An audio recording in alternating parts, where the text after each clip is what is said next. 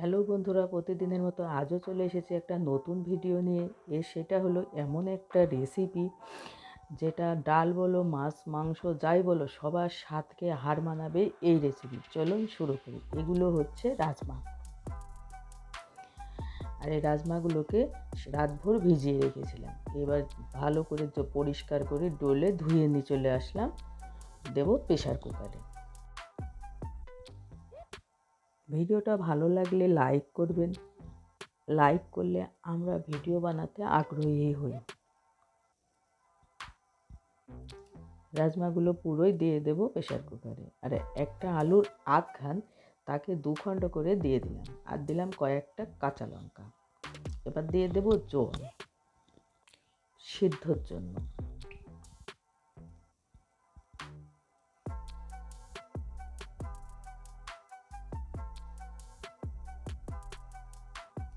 এবারে দেবো একটু লবণ, যাতে রাজমাটা তাড়াতাড়ি সিদ্ধ হয়ে যায়। এবার ঢাকনি এঁটে গ্যাসে বসিয়ে দেবো।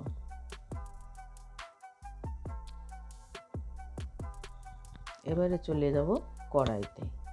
গ্যাসে কড়াই বসিয়ে দিচ্ছি। কড়াই গরম হয়ে গেছে, সরষের তেল দিয়ে দিলাম। এবার তেলটা গরম হওয়ার অপেক্ষা। তেল গরম হয়ে গেছে, এবার তেলের উপর দেবো একটা শুকনো লঙ্কা 2 খণ্ড করে, 2টা দারচিনি, 2টা লবঙ্গ আর 2টা এলাচ।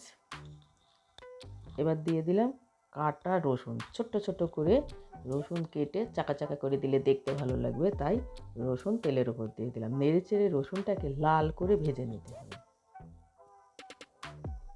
আর এই সময় গ্যাসের তেজ ধিমি রাখতে হবে, তা নাহলে রসুনগুলো পুড়ে যাবে।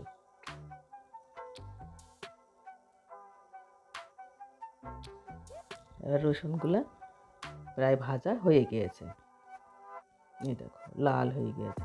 এবারে দেবো কাটা পেঁয়াজ। বড় সাইজের একটা পেঁয়াজ দিয়েছি আমি।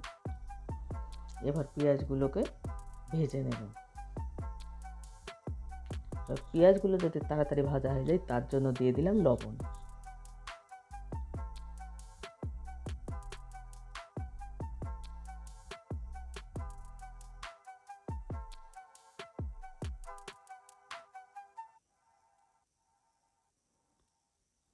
এবার যে রাজমা সিদ্ধ করে রেখেছিলাম ওটা একটা বাটিতে ঢেলে নিলাম।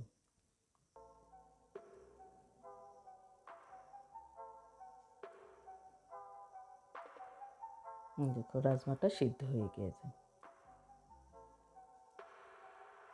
এইরকমভাবে সিদ্ধ করতে হবে, তার কারণ যদি শক্ত থাকে তাহলে ডালটা মোলায়েম হবে না, মানে যে ঝোলটা বানাবো ঝোলটা মোলায়েম হবে না। এবার পেঁয়াজ রসুন সমস্ত কিছু ভাজা হয়ে গিয়েছে। এবারে দেব টমেটোর সস। ওই টেবিল চামচের 3 চামচ মতো টমেটোর সস দিয়ে দিলাম। ভিডিওটা ভালো লাগলে লাইক শেয়ার ও কমেন্ট করে পাশে থাকবেন। এবারে দিলাম জিরে পাউডার, দিলাম ধনিয়া পাউডার। এগুলো সব আমার ঘরে পাউডার বানানো, মানে গোটা কিনে মিক্সচারে মশলা করে নেওয়া, পাউডার করে নেওয়া।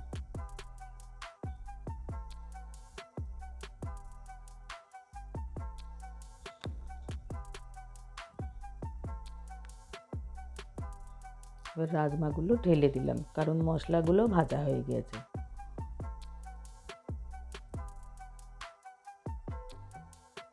এবার যে আলু সিদ্ধতে দিয়েছিলাম সেই আলু হাতের মধ্যে ম্যাশ করে দিয়ে দিলাম।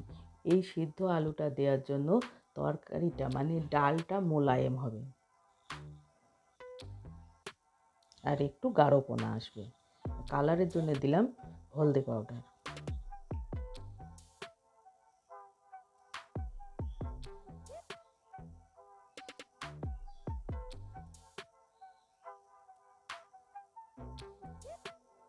এবারে দিলাম জল, যাতে একটু ঝোল করার জন্য।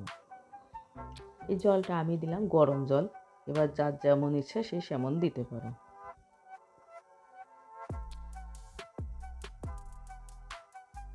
এবার নেড়ে চেড়ে ফুটতে দেব।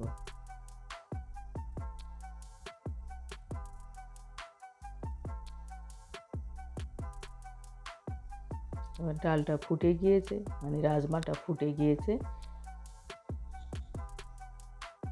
মানে রান্না প্রায় হওয়ার মধ্যে।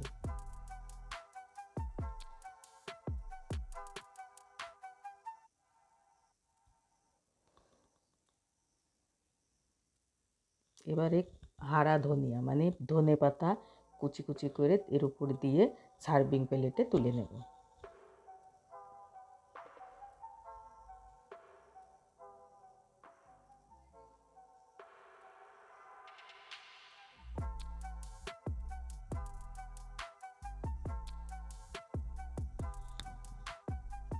রেসিপি রেডি, এবারে খাওয়ার পালা। তাই খাওয়ার জন্য সার্ভিং প্লেটে তুলে নিলাম।